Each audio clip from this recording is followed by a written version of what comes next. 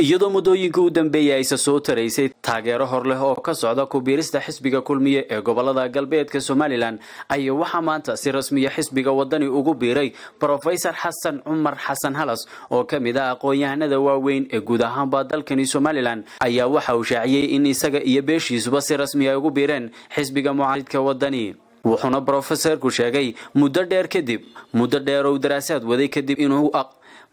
oo daraasad waday kadib inuu xisbiga wadani u aqoonsaday inuu yahay xisbiga kaliya ee isbedel doonka umadu u baahan tahay sidaas darteedna ugu biiray xisbigaasi wadani munaasabadani uu professorku ku shaacinayay ku biirista xisbiga mucaaridka wadani ayaa waxa goobjoog ahaa maamulka degmada ee xisbiga mucaaridka wadani iyo sidoo kale wasiirka hore wasaaradda waxbarashada iyo tacliinta sare ee Somaliland Professor Geedole dhammaanba mas'uuliyiinta kala duwan ee xisbiga mucaaridka wadani iyo gobolada galbeedka Somaliland kuwaasi oo ku soo dhaweeyay xisbiga ayaa waxa ugu horeey goobtaasi ka hadlay qaar ka mid ah mas'uuliyiintii shirkaasi jiray ku wehelinayay professorka ayaa waxay sheegeen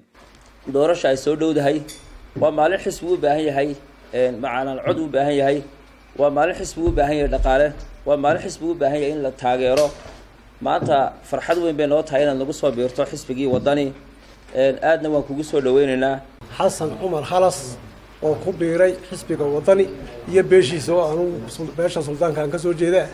waxaan ku biiray xisbiga wadani waxaan ku soo dhaweynaynaa professorka oo qiimo ku leh Somaliland awdal iyo Somaliland iyo beeraha deega awdal iyo wadanka gobolkaba kullay Xasan Halas oo ahaa xildhibaankii hore iskugu shaaciyay inuu yahay golaha wakiilada reerkuna ku ogaa hadalkiisuna ahaa dib baan uga fiirsan doonaa xisbiga aan iska soo sharaxayo maanta ay u ahaatay alxamdulillah waanu ku soo dhaweynaynaa oo uu arkay inuu yahay xisbiga wadani maanta waa shaacin ee maha xafladii loo qabanayay xafladda waxa iman doona kumayaal qof laakiin maanta inuu shaaciyo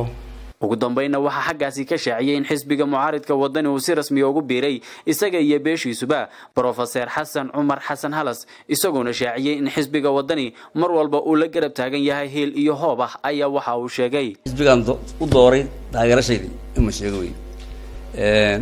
waxaan galay markaa uu sheegay taageerashadii asxaabtaydii iyo muxuu ahaa dadkii shaqeeyay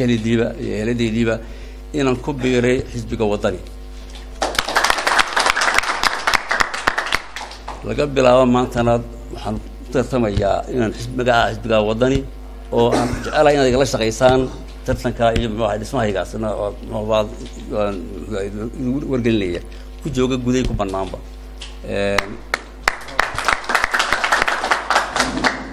waan ogahay dad badan runtii oo waa Cabdillaahi Daahir waa TV-ga caalamiga Saab magaalada Boorama